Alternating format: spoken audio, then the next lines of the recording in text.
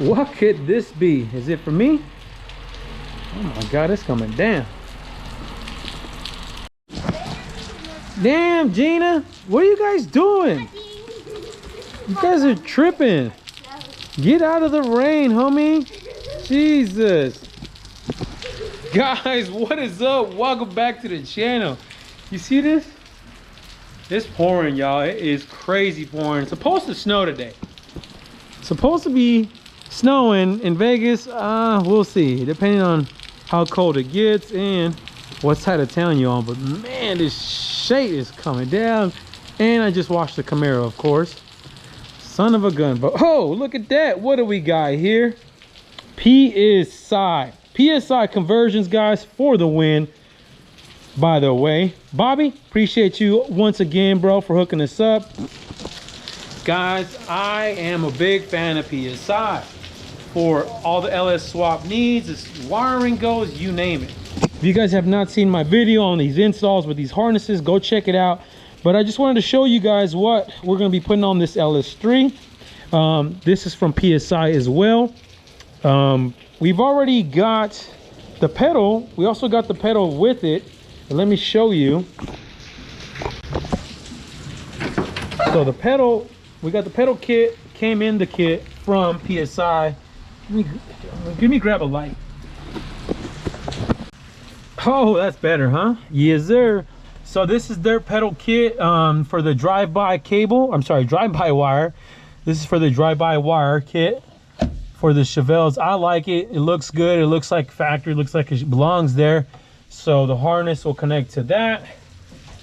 But we do got to feed this harness in real quick from the inside of the car, because we got that big bulky connector there. Unless you guys are planning on putting these ECUs like in the engine bay or something like that. For this purpose, for this car, we're going to go ahead and put the ECU in the fuse box on the inside of the car, and then everything else will come on the outside of the car through our firewall. So let me see if we can feed this through real quick.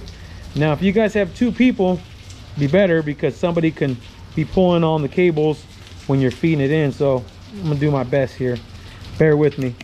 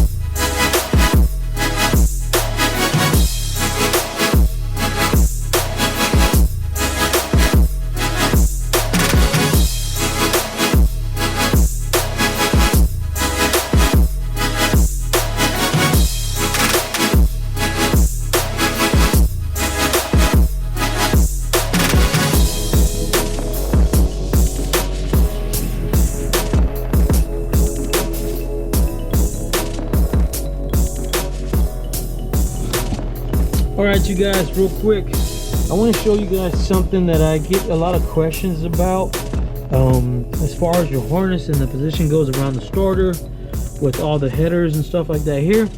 So what I like to do, I put a little bracket like this, just like a little clamp style bracket, and what I'll do is I'll take out the transmission bell housing bolt, one of them, the top right here, and then put this through there. And this will allow you to hold that harness in place so it doesn't move around on you guys, so you don't have to worry about it coming undone and then hitting the header so you don't burn your car down. But that's kind of what I do. It'll sit like that. I'll tighten it up here in a little bit.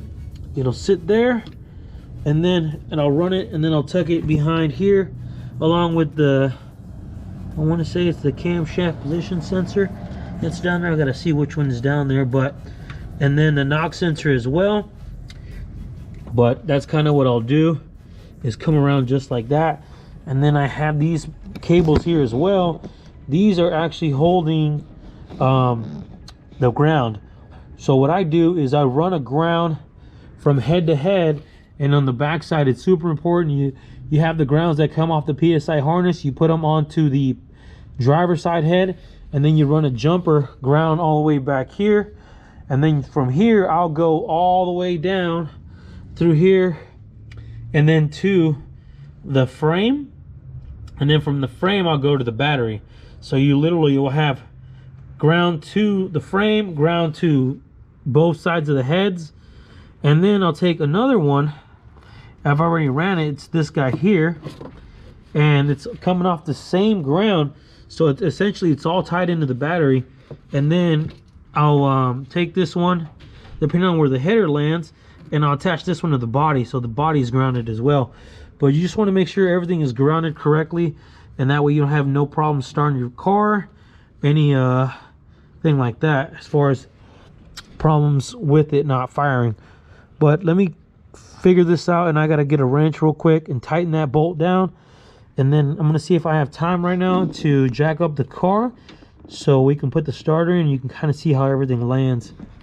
Hey you guys, it is the next day. Went ahead and stopped because I had to get that body harness kind of laced in, the one that goes behind, I should say, that comes from the firewall and then goes up to the headlights and things like that. I had to get that one laced in because that same harness is the wire, has the wire I should say, that feeds their starter from the ignition switch. So I had to run that and then drape it across the back of the engine so we can tie it down here into our starter area. But I do not have the pigtail. If you look, this starter has a pigtail connector like this Camaro one. It's a crazy looking little connector, so we got to get that pigtail first, but we couldn't put that in. We'll go ahead and put that in and put the rest of the stuff on, like the battery connectors and stuff like that, and then we will leave the starter cable just sitting there and ready for a connector. But we can at least throw it in, tighten everything up, make sure everything's out of the way as far as clearance and everything else like that goes. I got the knock sensors ran. Those are all connected on both sides. If you have to, don't be afraid to use like a clamp along with the block, and then that way it does not move on you guys. We do got to connect a couple of sensors down here. We're gonna end up having to wait on like the water pump, not the water pump, I'm sorry, the alternator. What else?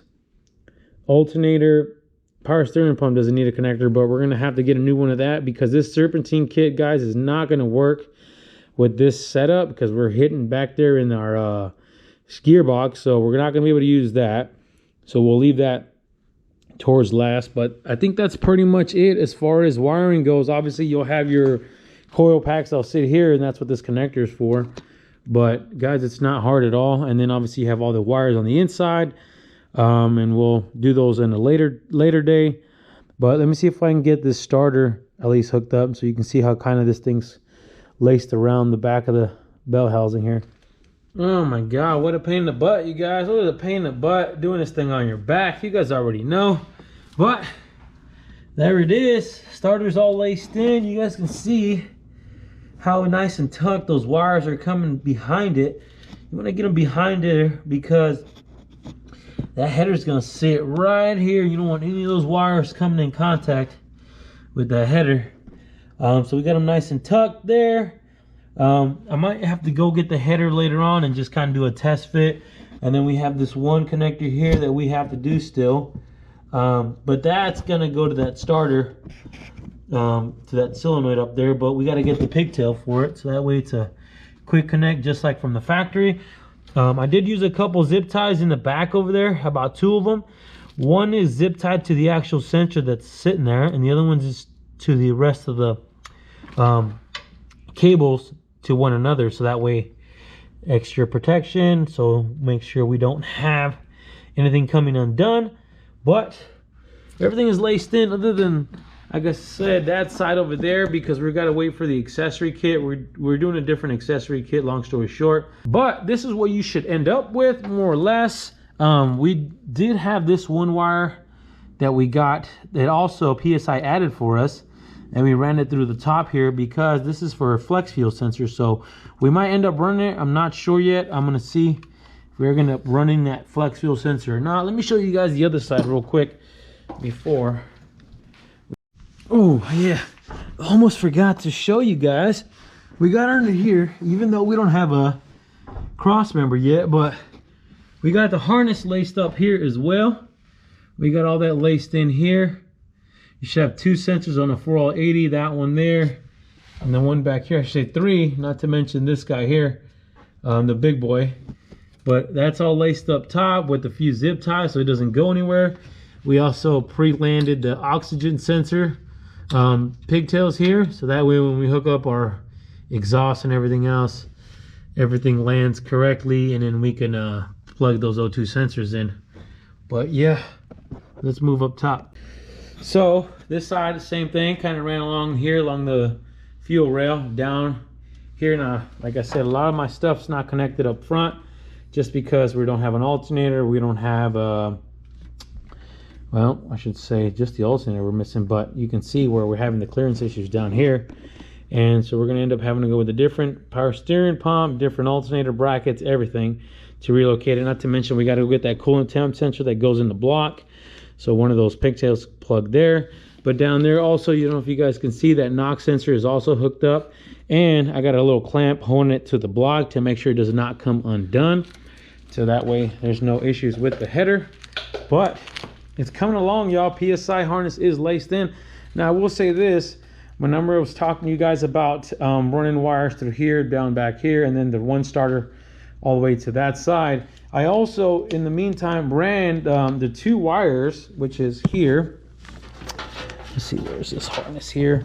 I ran the 2 wires from the inside of the cab. I should say I extended 2 wires, these 2 here, and then this one's also ignition hot. But these 2 wires are going to be the 2 wires that are coming off the PSI harness for your fans. Because I'm going to end up running those relays right here. We'll mount them right there.